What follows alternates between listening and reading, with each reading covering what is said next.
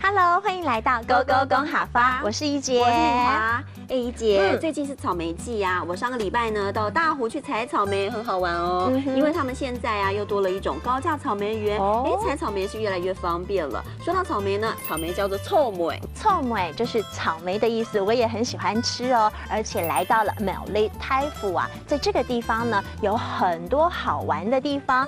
你说的苗栗就是苗栗了，而太府啊，我也觉得哦，真的是值得推荐，非常好玩哦。因为在当地呢有观光果园，然后呢有一些观光景点，非常值得民众一游哦。而说到观光呢叫做观光，观光就是观光的意思哦。那么今天还要教给大家的就是苗栗大湖出产草莓，这句话应该要说的是苗栗太府出臭莓，苗栗太府出臭莓。今天 Go Go 公好发带您快来体验摘草莓的乐趣。草莓从较嫩都要当个1公分的地方剪下去，安尼就做得咯。哦，真的耶，那我知道了。不过为什么老板娘啊，苗栗的臭莓啊，很多都是高价的啊？也他那边都游客的观光的方便呢，这样他们就不用辛苦的弯腰了。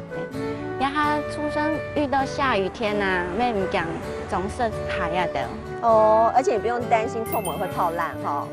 耶，大丰收！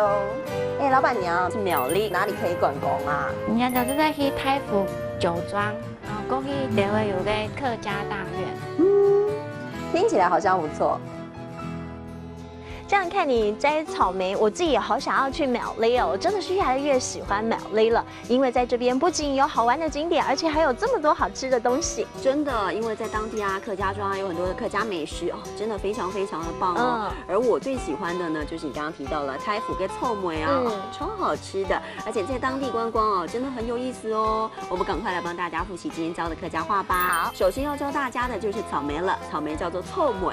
臭莓就是草莓的意思，而且啊，去草莓园很适合一家大小一起来观光，观光就是观光。观光就是观光了，那其实苗栗哦可以说是观光大县哦，苗栗就是苗栗，苗栗就是苗栗的意思哦。那么今天最后要帮大家来复习的就是苗栗大湖出产草莓，这句话应该要说的是苗栗太府出臭莓，苗栗太府出臭莓。